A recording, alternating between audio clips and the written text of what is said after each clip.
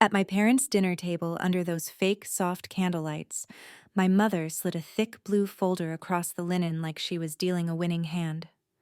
"The will is finalized," she said. "Everything goes to Mason and Chloe. You'll get a symbolic share. You don't need more." My brother smirked. My sister didn't even look up from her phone. And when I recognized the lawyer's name, the one I'd introduced to them years ago, my stomach dropped. But what they didn't know was that this wasn't the moment that broke me. It was the moment that remade me. Before I go any further, tell me where you're watching from, and hit like and subscribe if you've ever been betrayed by the people who were supposed to love you. Stories like this aren't easy to tell, but if you've lived even a fraction of what I'm about to share, you'll understand why silence stopped being an option for me.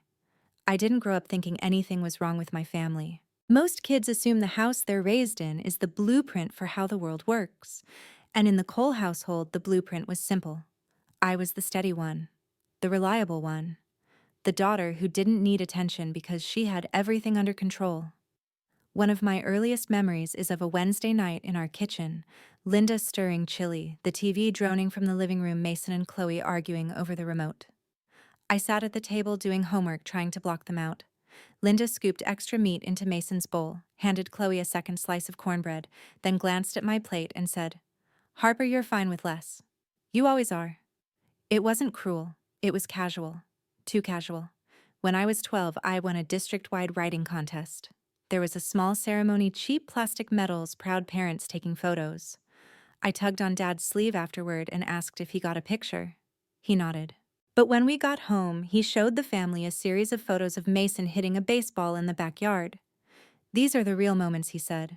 I told myself it didn't matter. But something tight settled behind my ribs. College only sharpened the imbalance.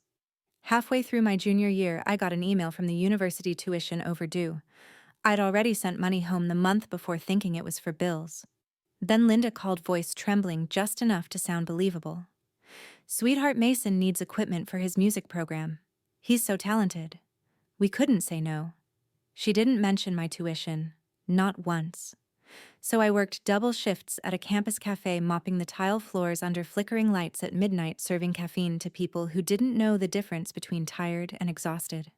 The next morning, Mason texted me a selfie, him and his friends holding guitars. "Thanks, sis," he wrote with a heart emoji.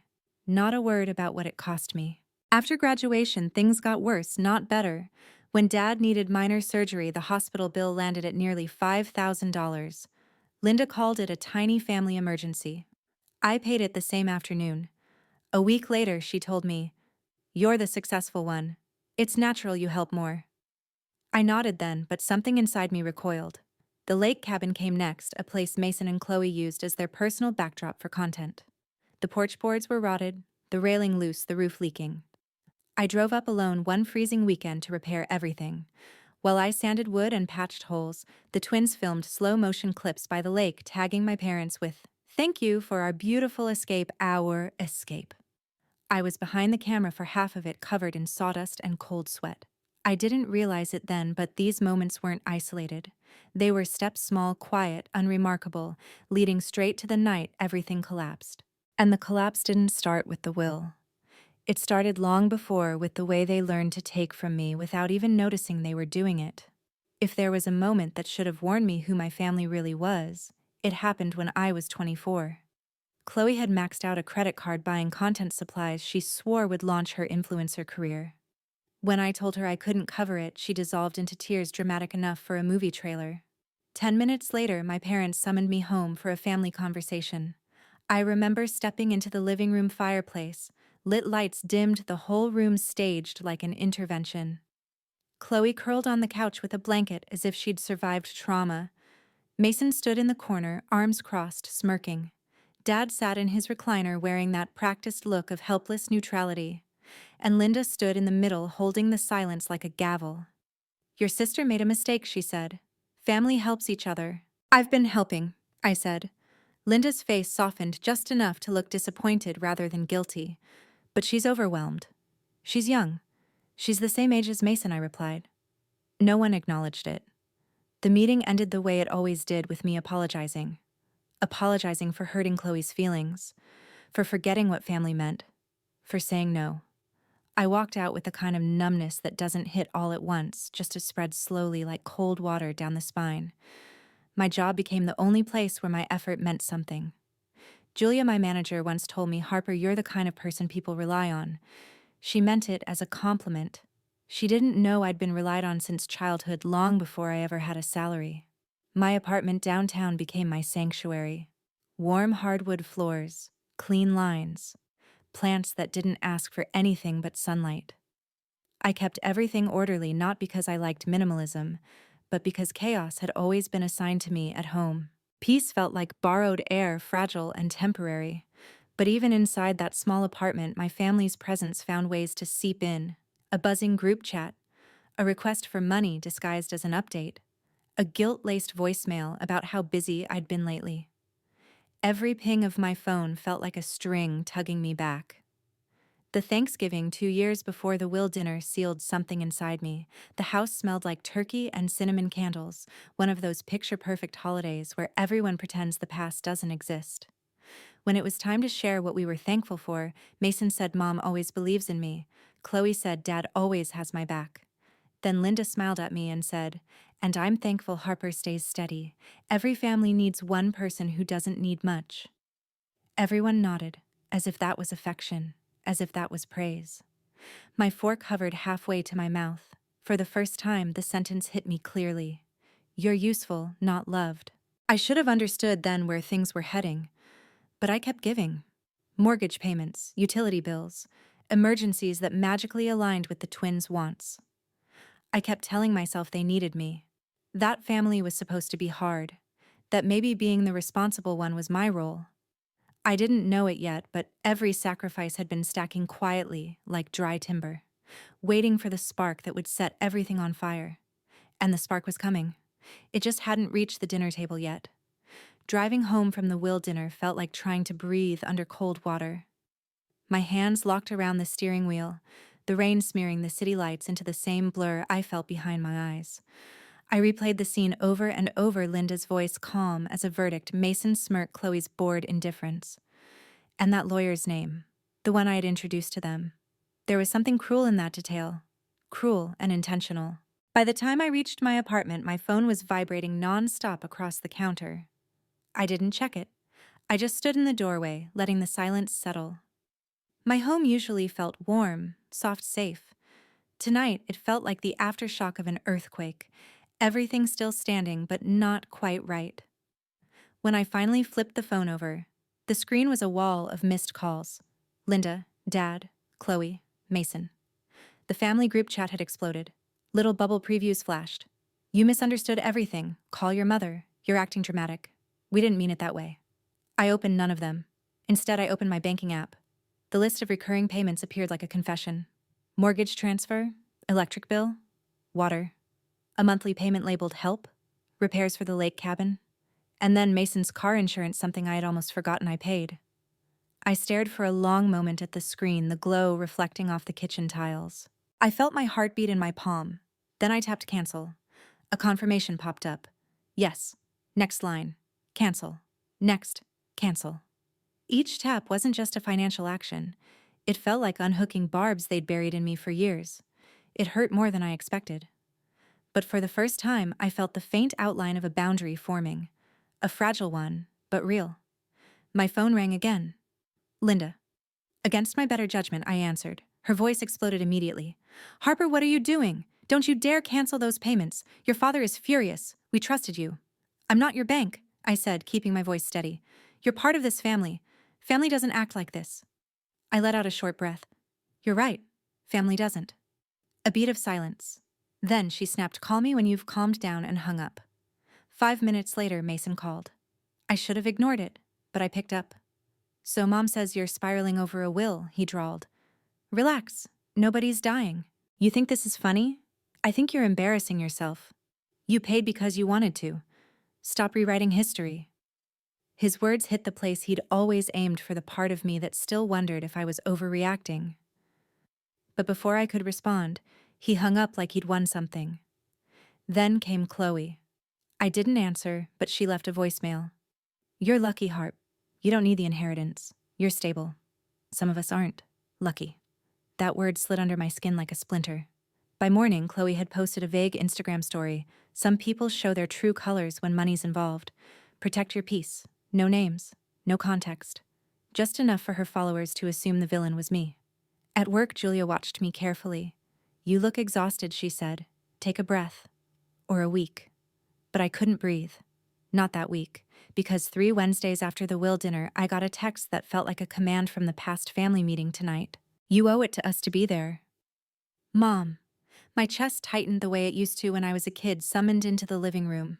Old conditioning, old obedience, old fear. I typed back one word. Fine. But something in me had already shifted, and that shift was the reason the next fracture hit even harder. The sky over my parents' house looked like wet steel when I pulled into the driveway. Mason's car was crooked as always. Chloe leaned on the railing, phone in hand, ring light reflection flickering across her eyes despite the fading daylight. Dad stood in the doorway, shoulders hunched, expression already defeated. They looked at me like I was the one who ruined everything. Inside, the smell of lemon cleaner clashed with the burnt lasagna in the oven. Linda's attempt at family unity, I guess. She stood at the end of the dining table, arms crossed, posture rigid. You're late, she said. I came after work, I replied. Chloe scoffed. Must be nice to care about your job more than your family. Linda placed a small stack of mail on the table, tapping the top envelope. We need to address your behavior. What you did canceling payments humiliated this family. I'm no longer responsible for your bills, I said. That's where you're wrong, Linda snapped. You overreacted to a simple legal document. The will wasn't meant to hurt you. It wasn't meant to include me either. You're not owed anything, she said sharply. You're stable. You'll be fine. That used to crush me. Now it just clarified things. Dad cleared his throat. Let's not escalate. It wasn't meant to be personal. It was personal, I said. You made sure of it. Mason leaned back, smirking. Seriously, sis, it's not like Mom and Dad are dropping dead tomorrow. Chill. Then Chloe added, honestly, Harp, we deserve something for once. You've always had more. For once, I repeated. That was when the top envelope slid off the stack. It landed at my elbow. My name, printed, not handwritten, stared back at me. Bank-style print. Linda reached to grab it back, but I opened it before she could. A refinance document. 2 years old. My parents' names at the top. And then my name. Listed as a co-borrower. My stomach didn't drop. It hardened. You used my credit, I asked. Linda lifted her chin. We needed a better rate. Your credit score helped. You never asked me. It benefited the family, she said. Stop making everything dramatic. You forged my authorization. Dad stared at the floor. It was just paperwork. My pulse thudded in my ears. Did Mason and Chloe know? A glance between them gave me the answer. Mason shrugged. It's not like it hurts you. Your credit's great. Chloe rolled her eyes. God, you're hypersensitive lately. That was the moment something clean and sharp clicked inside me. I pushed my chair back. The scraping sound cut through the room. I'm done, I said. No, Linda barked, stepping forward.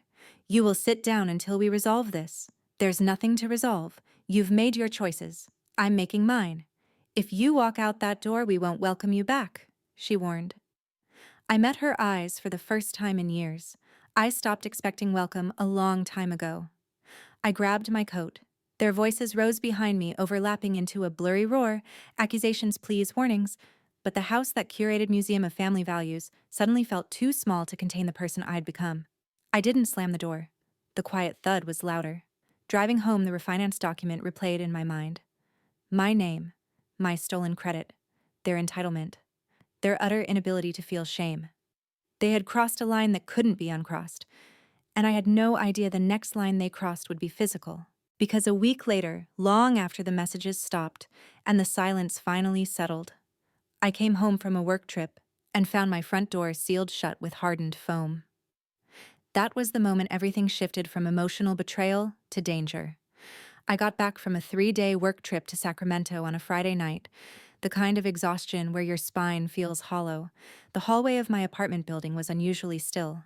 No footsteps, no doors closing. Just a faint chemical sting in the air that didn't belong there. Then I saw my door. Expanding foam, thick, pale, hardened, was packed into every seam around the frame. It bulged outward like a mutated shell, swallowing the edges of the door, clinging to the wall, sealing the entrance completely. The smell hit next, sharp industrial, cold enough to sting the back of my throat. I touched it. Solid. Fully cured.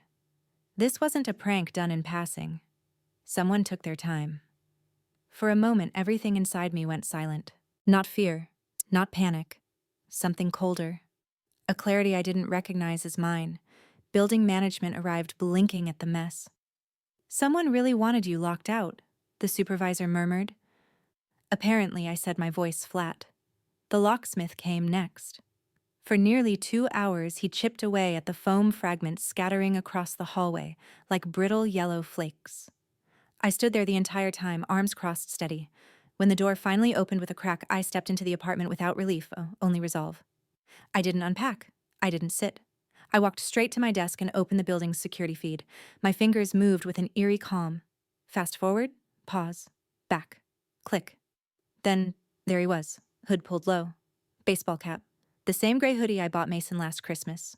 Same stance, same walk. He shook the can of foam like it was a joke, grinning to himself. Then he pressed the nozzle to the doorframe and sprayed, coating every millimeter with deliberate strokes. When he stepped back, he admired it. Admired it. I didn't gasp. I didn't cry. I hit save. And then I called Aunt Denise. She arrived 20 minutes later, still in her scrubs. One glance at the doorframe and her expression hardened. Inside, she watched the footage without speaking. When it ended, she placed a hand on the back of the chair. "He crossed a line," she said quietly, "and they will keep crossing lines unless you stop them." I nodded. I know. The next morning, under the harsh fluorescent lights of the police station, I handed over the footage.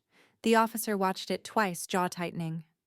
"You sure you want to press charges?" he asked. "He's your brother." I met his eyes. Right now, he's just someone who vandalized my home. For the first time in years, the words didn't shake as they left my mouth. I signed the report. The pen didn't tremble. When I stepped back outside into the cold Portland air, it wasn't triumph I felt. It was something sharper, something steadier. A freedom that cut clean. Because the moment Mason sealed my door, he unknowingly opened one I'd been afraid to walk through my entire life. The fallout started before I even made it home from the police station. Linda called first. I let it ring until the 5th buzz before answering. Her voice came out sharp enough to slice.